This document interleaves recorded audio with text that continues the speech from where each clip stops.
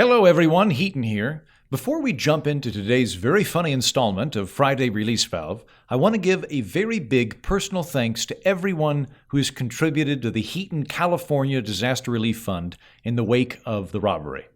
Getting robbed stinks from top to bottom. It's expensive, it's a horrible feeling, and once you get past the hollowness and vulnerability and looking at the numbers in your credit card statement, at that point, it's still just a giant hassle.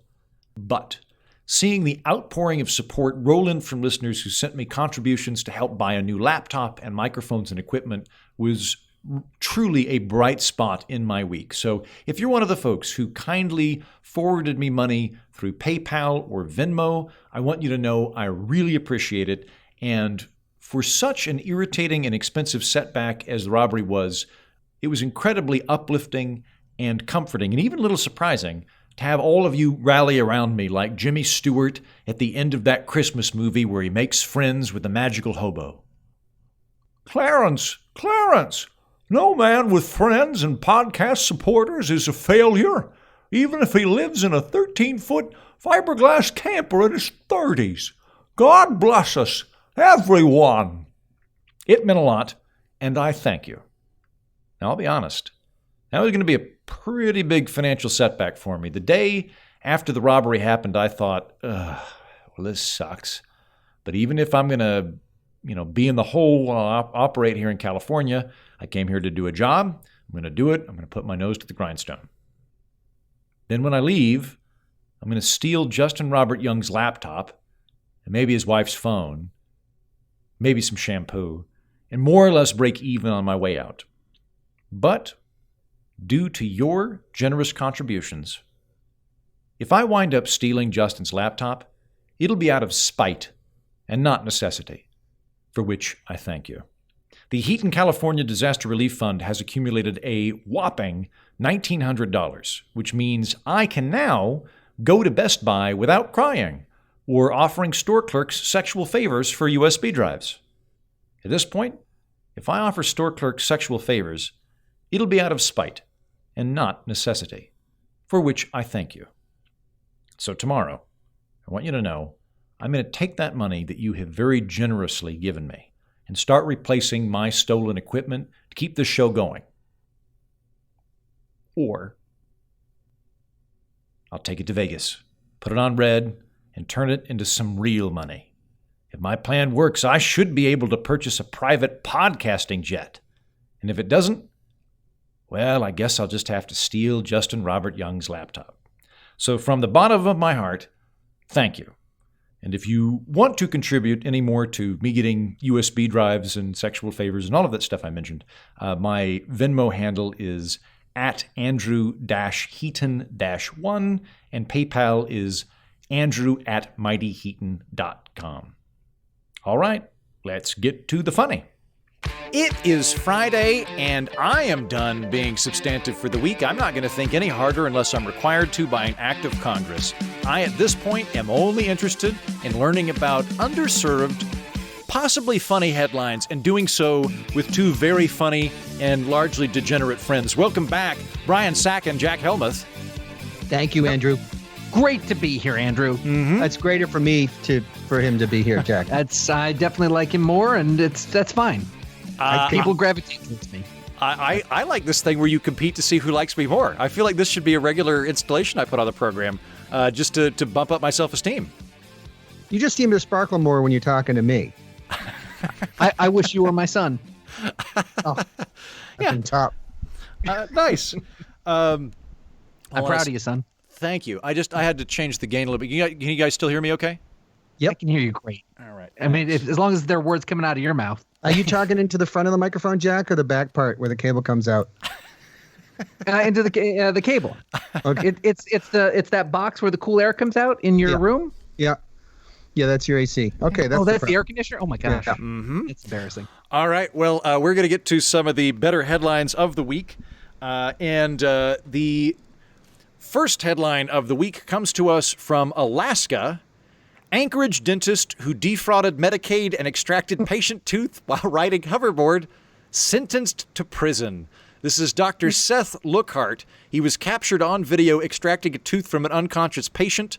Anchorage Superior Court Judge Michael Wolverton said Monday that Lookhart nearly killed several patients by frequently sedating them for extended periods of time. Now, I know what you're thinking. You're thinking, dentist extracting a tooth on a hoverboard, this guy sounds kind of fun, right? The thing is, though, he was also overly sedating Medicaid patients because the government pays him based on the amount of sedation gas and anesthesia he uses. So he literally he would have gotten away from it if it weren't for you meddling kids. Yeah. So nearly killed. Like, again, I just want to stress this: the current system does incentivize bad actors to give additional knockout drugs to dentist patients in order to be paid by the federal government. And so he's going to prison, I think, mostly for the sedating patients unnecessarily to the point of risking death. Although, here's what amazes me about this story. The entire thing changes depending on the soundtrack to the video you're watching. If you're watching the soundtrack and they're playing, like, of him, because he's on this hoverboard and like drives down the hall and then spins around and puts his fist up in the air. If you listen to that to Wham's "Wake Me Up Before You Go Go," then he's this really cool guy. He's like the fun dentist. But if you listen to the only song it, I make love to, right? Yeah. But if you listen to it with, like, say, Danny Elfman, then he's very evil. To me, he's just guilty of being rad. Yeah. Well, I'll tell you what. I like your comment about how he was basically sentenced for, performing, putting people under while on a hoverboard. I'm not sure that's true, Andrew. Listen to this. Lockhart was found guilty by a jury in January on 46 charges. Okay. 46, including Medicaid fraud, embezzlement, reckless endangerment, and unlawful dental acts. I mean, that's a lot. Did you know that was a crime until today? Unlawful dental acts? I did not know. 40. Okay, I've never been successfully sued in a court before, but I feel like 46 counts. Or I guess not even being sued, prosecuted. 46 counts is a lot, right? Isn't that like way more than usual? Isn't it usually like 1 to 3 that they nab people on? Yep. Yeah, I mean, they were probably just throwing the book at him and then, terrified him. And then turned out that all of them stuck? Did they all stick? I don't. Was he found guilty on 46 counts. On all 46, okay. Okay, so this is the world's deadliest dentist. Unlawful dental acts was the least popular Law and Order. Look, any decision that comes from an activist judge like Michael Wolverton, I just can't believe. I'm sorry. He's so partisan. Yep. He's in the enamel lobby. 4 out of 5 dentists agree this guy's a dick. Well, either way, we wish this man the best of luck. I assume he's going to become some kind of small jail dentist and become the local dentist in a gang or something like that. And kudos to him. He's not allowed to practice legally, so he's going to have to be like an underground dentist. Yeah. Wait, did they used to have dentists in vans? Was that a thing where dentists would just drive around? Or maybe that's in another country. Like, that's my friend went to India, Britain. And that's Britain. Yeah. I think one of my friends was in India, and he said that they have like dentists drive around in vans, and it's very like, you're like, I think I got a cavity, and they're like, no problem. Like give me $20, we'll knock this out. And like very fast, but also it's in a van. So like you're I don't know, just anything done out of a van, unless it's selling kebab, seems like I'm a little bit more concerned about it. Now, Brian, you drive around your I'm sorry, go ahead. I said it sounds super sterile. Mm-hmm. Yeah, no, it does. Now, Brian, you drive around your community in a van. What sort of things do you practice?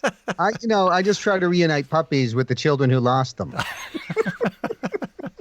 and give them candy to make them feel better about the dogs that they lost. Yeah. Well, I can't wait for this guy to be the next Secretary of State. That's right. Yeah. Come January, regardless of who's president, there's a very good chance this man will head up the FDA or become the Surgeon General of the United States. In Arizona, by the way, I loved this story that we're about to cover. In Arizona, Tucson Dinosaur lives another day after group calls for removal. Now, the dinosaur in question is a statue. It's not a real dinosaur, of course. It's a Tucson icon, as I'm meant to understand it. It's named Roxy Rex, and it's been located at the intersection of Tonke Verde and Grant Road in Tucson next to McDonald's all the way since 1994. The previous owners of the McDonald's worked out a deal with Universal Pictures to buy it after Jurassic Park. It had been some kind of promo dinosaur, and it's now this permanent dinosaur statue. And the owners started getting calls from a group called Christians Against Dinosaurs, which it's a Facebook group with more than 28,000 members who were telling him to take the statue down because dinosaurs never existed. And he thought it was a joke at first, and then people started calling him. And what was one of the, let me look up one of the quotes here. Somebody called and said, well, the simple truth is that there's no such thing as dinosaurs, and there never was anything such as a dinosaur. I would be willing to bet without even looking that homicide stats have risen since the dinosaur has been there. Addiction rates, unemployment of all types, of negative energies. And the guy that owns the statue still isn't sure if this is a joke or not. Like, if there's 28,000 people just trolling him, or because even don't like the 7-day creationists, don't they think dinosaurs existed? They just existed at the same time. Yeah, exactly. Like cavemen were riding around on the dinosaurs. Yeah. Here depicted in the museum in Kansas. Right. Exactly. Yeah. The big old Noah's Ark thing. Yeah. But what's crazy to me, I mean, so it did seem like a joke because the guy who gave that quote about there's no such thing as dinosaurs, I mean, he looked like a Palpatine. He's got like this hood over his head. He's half shadowed. He's talking to the camera. And then the other guy who was like his name is Norbert Ludoslawski, which sounds kind of like a fake name. I don't know a lot of Norberts. It's Polish. But I mean, and the other guy, there's no proof for dinosaurs. Yeah, and we'll challenge anyone to tell us we're wrong. It's like, okay. I think that's trolling, and I suspect that is really irritated a number of people because there's nothing more infuriating than somebody who is like, I don't know, I just don't get it. I don't see any evidence for it. It can't be swayed. Like, that is confident stupidity is the most irritating thing on the planet. And they had the poor curator of of paleontology at the museum, and he's sitting there like, I don't know what I can say. I mean, I have a lot of dinosaur bones. Here's my thing. The only factor I need to know about whether to take this dinosaur statue down or not is, was the dinosaur racist? If the dinosaur was racist, blow it up. If the dinosaur wasn't racist, it's fine. We can keep it. That's what they should do. This Christians Against Dinosaurs should come out and say that the dinosaur once owned slaves. Yes, exactly. That's a really good idea. It'll be gone overnight. If the dinosaur was, that is very clear. The problem is that none of the people in the group that are Christian fundamentalists who don't believe that dinosaurs existed are apt to also be in the group that wants to tear down Confederate statues. There's surprisingly little overlap. The Venn diagram is a circle. Yeah, exactly. If they. Do you know that it was Ruth Bader Ginsburg's second to last wish that they keep the statue up? No kidding. Well, then it has to be done. Yeah, you got to Google it. I think it's there. We got to keep that statue now. We got to, and if anything, they should rename it after RBG. Yeah. But here's the other thing. So there's the whole weird religious thing and everything. But then, like, if you really get into the details of this story, the previous owners of the McDonald's bought the dinosaur because they had a son and he was young and had an obsession with dinosaurs. Okay. So they went and bought the Jurassic Park dinosaur and shipped it to Arizona. That's why I have a Saturn V rocket in my backyard. That's why I have Val Kilmer in my basement. My son loves Batman. And torture. I think that's great. I would love to get I really like robot statues. Like, I would love to get a robot statue. That'd be cool. And I don't know. I applaud anybody that goes that overboard. And I like weird statues that you see in towns. I particularly enjoy like crappy statues. The big chicken in Marietta, Georgia. The what? The big chicken. It's like a big wood chicken. There's also, I think they finally did replace it, but for years there's a town in New York that I think now has like the International Stand-Up Comedy Museum or something, but they had an amateur make the Lucille Ball statue, which does not look like her, but is terrifying. Like, it looks like a zombie Lucille Ball. Yeah. Yeah. Like, if you were going to pick a statue to come to life and strangle you, that would be the one that was going to do it. And I like those kind of things. Of course you do. Yeah. Of course you do. Yeah.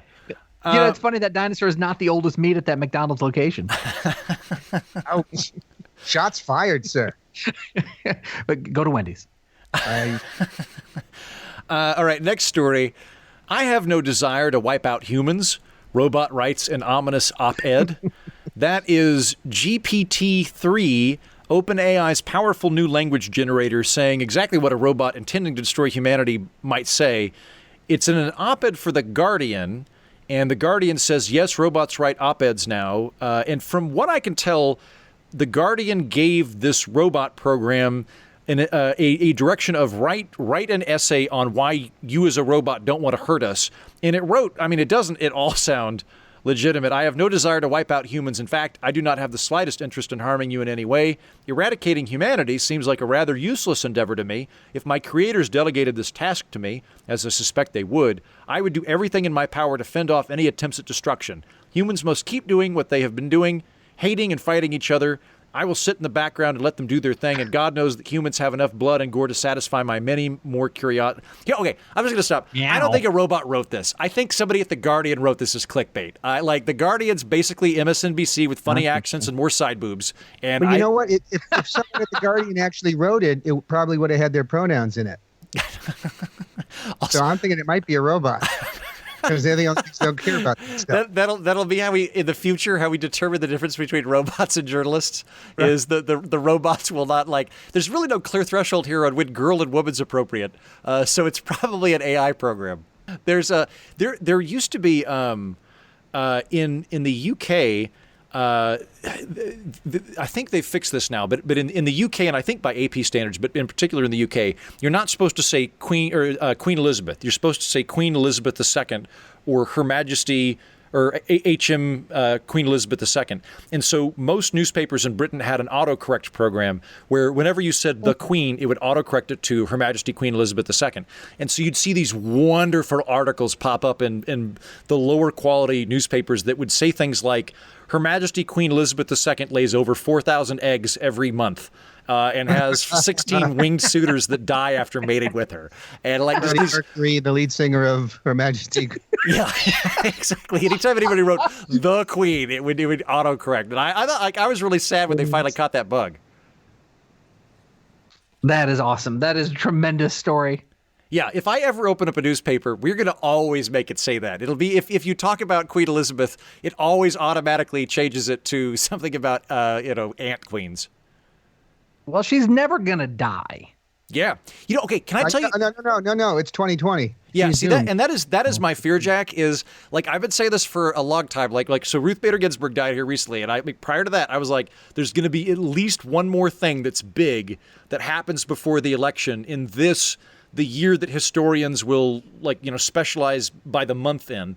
And so I'm thinking, what better way to give the middle finger to everybody in the Anglophone or Anglosphere than to have Queen Elizabeth die the day before, like December 31st. Have her die that morning. I think that's going to and I like her, by the way. I'm not rooting for this, but I think that's going to be the veil that descends on the year 2020 will be the death of the Queen.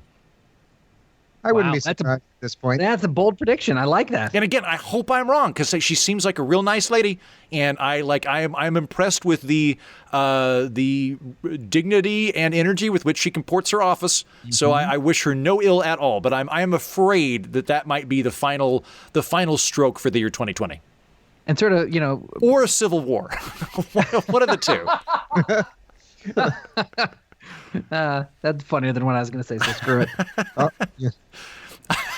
America balkanizing into violent mobs is always funny. That's the trump card. When you play Cards Against Humanity, look for that one. It always wins.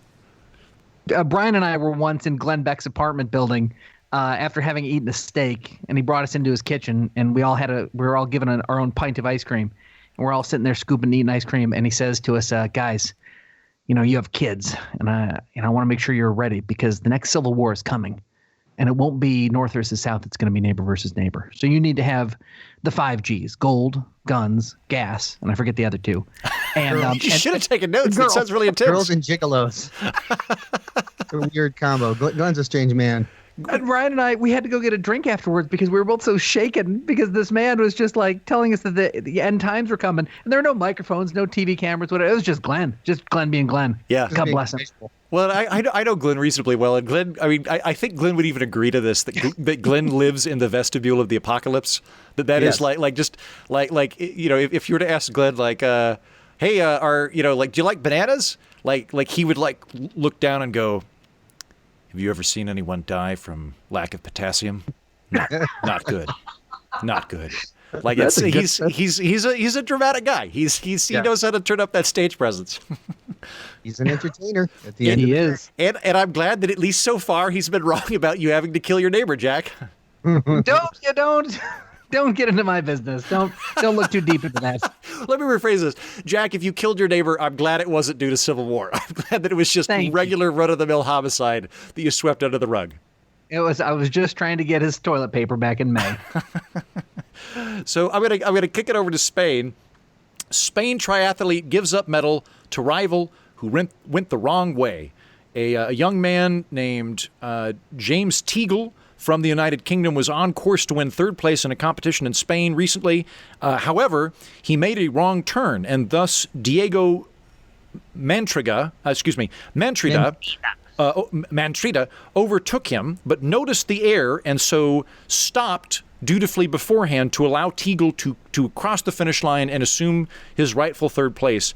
And I read this and I thought, what a moron. What part of winning a race is having the competency to identify where the line is. If the guy screws up, that's on him. Like if I were running a race and everybody got confused, I would demand that I not only get gold place or the gold medal, but that I also get bronze and silver. And I would absolutely hoard all of them and not share any of them if you can't figure out where the finish line is.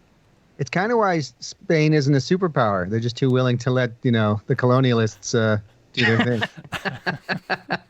But also just the way this thing is worded, just that we're celebrating a person. I mean, I know it's a nice thing, but like it's this sort of socialist mentality that we have nowadays where it just sort of is like, we should all win. And just the way it's worded, that British athlete James Teagle was on course to win third place. You don't win third place. You settle for third place. You didn't win crap.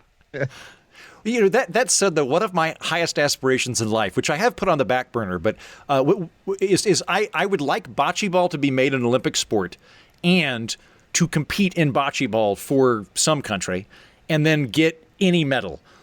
Because so this is really going to impress you. When I was in college, I was the captain of the Oklahoma Students Bocce Ball League of Excellence. And having played competitive bocce ball, I can tell you that honestly, like the guy that's been playing for 5 years can oftentimes do just as well as the drunk guy that just rolled up.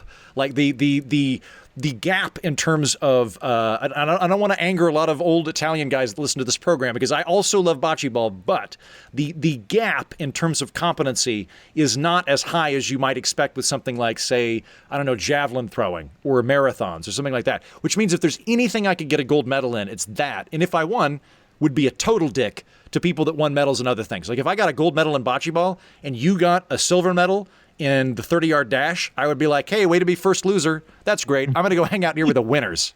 Yep. But by the way, I want you to put that whole thing where it's like, one of my biggest dreams in my life is to, be in volleyball, and your whole brag about being the volleyball captain in Oklahoma or whatever. Uh-huh. I want you to take that clip. I want you to put it on your Tinder profile or any dating application, and I want to see how many years it takes for you to get a message. I guess we could run it coterminously with my current Tinder profile and just run an experiment. Where yes, yeah, you know what? Sadly, Jack, I don't know. I don't do well with online dating, so 2020 has been kind of a bust for me. Like when I moved out to LA, I was like, I know online dating doesn't work for me. I know I'm kind of a weirdo, but I'm charming and disarming in present. So what I need to do is just focus on community building, getting to know people, plugging myself into things that I enjoy doing, like swing dancing and singing in choirs and going to Star Trek. And then it all shut down. And it was like, nope, it's all online dating. You die alone, Heaton. Oh my gosh. Sorry, Brian, maybe we should get going. I don't feel so good. I need to have it. Sorry about that, guys. I might bring that back. I'm getting a little bit intense. There's a noose here. Let me just put this around my neck, see how this fits. All right, question for you. I want you on the record for this. Yes or no? Is bocce ball a sport? Sure. Yeah.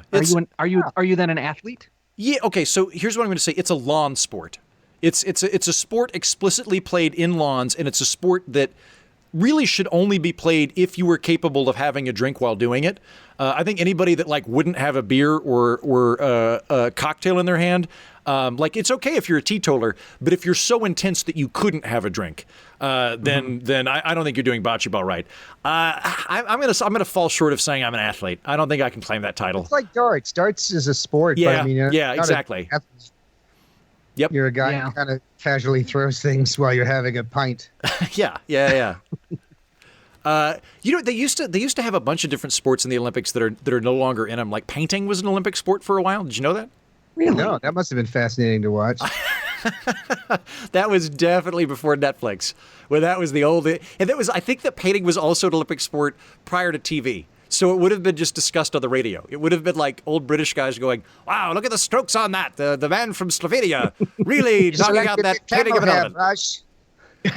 And they also had like, there was something called like the skiing high jump, or so, like it was a specific sport where the goal was to jump as high as you possibly could on skis coming down a mountain.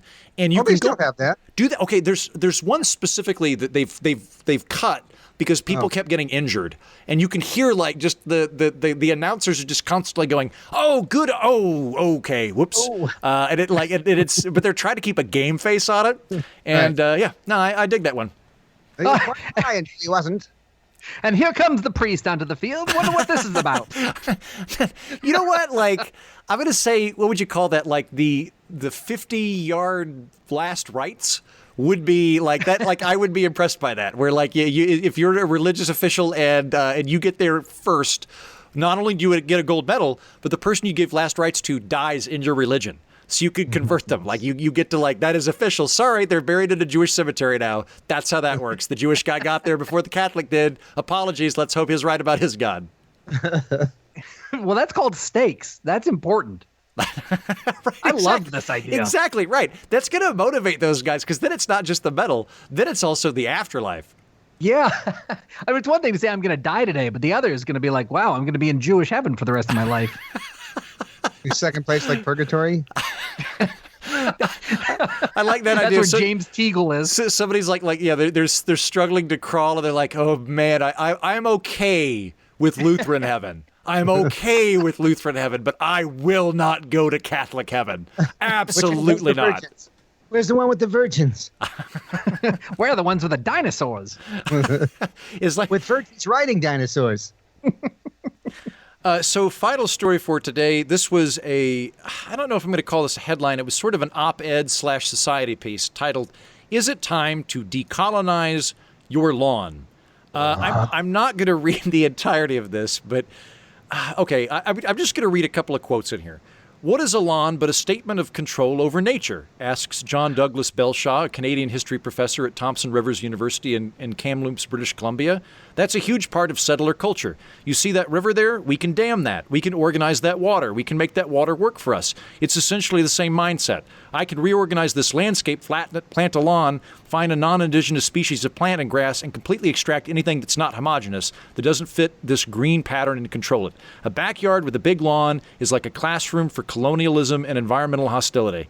And then there's another quote in here from another lady that says something about like, "Laws perpetuate the idea that we can own private property." I have that highlighted. Can I read it? Yeah, please do. Where the lawns come from is from property.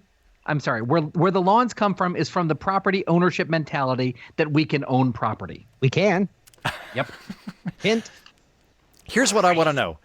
Is your lawnmower racist? If your lawnmower is racist, we should get rid of your lawn. If it's not, then put a dinosaur in it. I don't know. I kind of whiffed that callback. But either way, though, I read this and my eyes rolled into the back of my skull so hard. And like here's where you can actually make a case for me, where I'd probably come around with you. I'm leaving California soon, but I'm recording this in California at present. And there's all these neighborhoods in Los Angeles, a state with water shortages, that have lawns, despite the fact that we're living in a desert. There's all these people that are like, I want to live in a desert with no rain, but I'm going to pretend that my house is specifically located in Vermont and is lush and green as Vermont, and I don't understand why we're running out of water. We should have more housing regulations, right? So if you were going to pitch it to me that of look, lawns just take up a ton of water and a ton of fertilizer, and they're actually a waste of resources, and they're demonstrably hurting the environment, I'd be like, I'm on board. I'll put an AstroTurf, or I'll let the weeds take it, or whatever. But the whole stuff about somehow my lawn is somehow emblematic of me being an imperialist, and I'm just manifesting my will to conquer other countries and take golden slaves, and somehow I'm doing that through Bermuda grass. I was like, I'm checking out. I don't buy this. I'm with you. You literally own property. You're still on that. It's really bad. Yes. It's just so dumb. Yeah, I think I like most of us are on board with the private property thing. I'm struggling to And Kamloops, which is in northwest Canada, because it's on the way to Whistler Mountain. If it's nothing but trees and forest and everything. So what's he complaining about? It's not like he's somewhere where a lawn is like you said in Los Angeles, is an issue. It's like he's surrounded by nothing but green and bears and. Yeah, well, I'm just glad we can politicize lawns. I feel like everything in life should be as political as possible, and if we can figure one thing out to truly piss off neighbors against each other, it would be to politicize lawns. That's the great thing about postmodernist thought, is that you can just kind of find anything to be upset about. On a more scientific level, though, I've wondered about this for a long time. Why do you think, this is going to sound stupid, but bear with me, why do we like lawns? They're not, if you were going to be as economic and rational as possible, you would look at the lawn and go, I'm either going to put in gravel or AstroTurf, or I'm going to grow tomatoes. I'll put my house really close to the sidewalk, and I'll have a really big backyard, and I'll dedicate that to things that grow edible plants or something like that. But we decided, no, we want to have effectively useless grass that we keep really, really short and requires time and labor and water. And that bit, I'm not opposed to it. I just find it fascinating. Here's my theory. I think it's evolutionary. I think that we've got a little part of the back of our brain is constantly going, did anybody check for tigers? Let's scan the horizon. Are there any tigers anywhere? And so we like a flat, well-tended thing that animals can't sneak up on us on, and it makes us feel safe. That's my theory. That's not a bad theory. It's not bad. But you can have that with your AstroTurf. True. Yeah, good point. And asphalt, although it's much more expensive. Yeah. I've heard theories as well that there was sort of an economic thing to it, or I should say a status thing to it. That if you were living in Europe and you had a lawn, it meant you had an estate. And if I buy. And if you came to America, you're like, wait a minute, I can have 50 acres, or alternately, just I can have this one house, but I get to have a lawn. And it was to spend my weekend mowing. Yeah. But it sort of indicated that I am, be the plot small, I am nonetheless a landed gentry now. There might be something tethered to that in us as well, or in culture. Landed gentry who's afraid of bears. Yes, yeah, exactly. Maybe that's my new award-winning thesis is we all want to be landed gentry, but we don't want to be devoured by bears. And there it explains lawn maintenance. It sounds like the type of thing a robot would write. That's and Jack, you finally outed me. I am in fact a robot, and I promise not to kill you. Aw, you're the best. Thanks. Thank you. I believe you. It's the old the old saying every time a bell rings, an angel gets its wings. Yeah. Mm-hmm. I think every time this story about this colonial lawn is clicked, Donald Trump gets a vote. Yeah. I don't think people realize the damage they do when they write stupid garbage like this. We should look up this professor to see if he's actually just a member of Turning Point USA that put on a mustache and went to Canada. And because I agree, I think that those the stuff that's truly pointy-headed and peripheral does not help any of the causes of the people that are wanting to do it. Yep. Yeah, lawns are racist. Although, Brian, you've always been accused of having a racist lawn, right? Because on your lawn, you've got the statue of David Duke and Jefferson Davis riding atop the General Lee driven by slaves. Yeah, but that was my choice. That's not the lawn's choice. Yeah, I know, but how is that racist? The lawn is guiltless. I like this story. That's why I'm hoping I get that dinosaur statue. But Jefferson Davis rode dinosaurs. Right? Yeah. I remember so. that from Leviticus. Right Yeah. off the ark. Yeah. Another random bit of history, and then hopefully you guys will say something funny and we'll close out. Jefferson Davis. Why start now? Introduced. Yes, thanks, Jack. If you could show up at some point, that'd be real helpful to today's podcast. Jefferson Davis, when he was Secretary of War for the United States, introduced camels to the American Southwest because if you go back to like 1840, or right before the the Mexican American War, all of the maps refer to the Great Plains states as the Great American Desert. So like Latinx American War. Latinx American War. They're all the Great American Desert. And so Jefferson Davis was like, if it's a desert, we'll probably need camels. So he sent over a guy to Saudi Arabia and got a ton of camels brought back. They bred them. They integrated them into the cavalry. And it turns out that horses are really frightened of camels unless they've already been exposed to them. Also, camels are dicks. Like they bite you, they spit, they don't want to do stuff. Yeah. All they want to do is wander around the desert looking for water. They don't want to carry your stuff. They certainly don't want a cannon strapped to their back. So they abandoned them, and they ended up selling them to the cavalry ended up selling all of these camels to guys going to California to pan for gold. But the camels hated those guys too and spit and bit those guys. So those guys just released them. And the last wild camel, I think, was spotted in Arizona in like 1940. When it was captured by the folks at that McDonald's and made the McCamel. Yes, he did it. Jack did it. He showed up. He somehow made my weird historical anecdote funny. Thank you, Jack. Hey, guys. Woo. You did it. Honey, I did it. All right, Brian. I just did it too. Brian and Jack, it's a pleasure to have you on. It's a pleasure to joke around and be funny with you. Thank you for taking time to come on the program. You guys host Questionable Material with Jack Helmuth and Brian Sack, or alternately Questionable Material with Jack and Brian, I think is the proper nomenclature. Correct. It is. Thank you. We referenced you on a recent podcast. I hope you heard it. Oh yeah, we did. Yeah. I loved that one. I was so it was so clever, Jack. And the writing was superb, and I was very flattered at the very kind compliment that you put in there. Honey, I did it again! Yeah, questionable material, though, everybody. Questionable material. We just like to tell jokes. Come have a laugh, as they would say in Britain. Yeah, if you like this program and you're tired of me interviewing authors, this is like the funny stuff we're doing is all they're doing. So if you find the author stuff irritating, you should just dump this program and go listen to them, because you can't listen to two podcasts at the same time. That's right. There's a limit. Yep, that's right. It's in the Constitution. Mm-hmm. All right. Thanks, guys. This one is for you, RBG.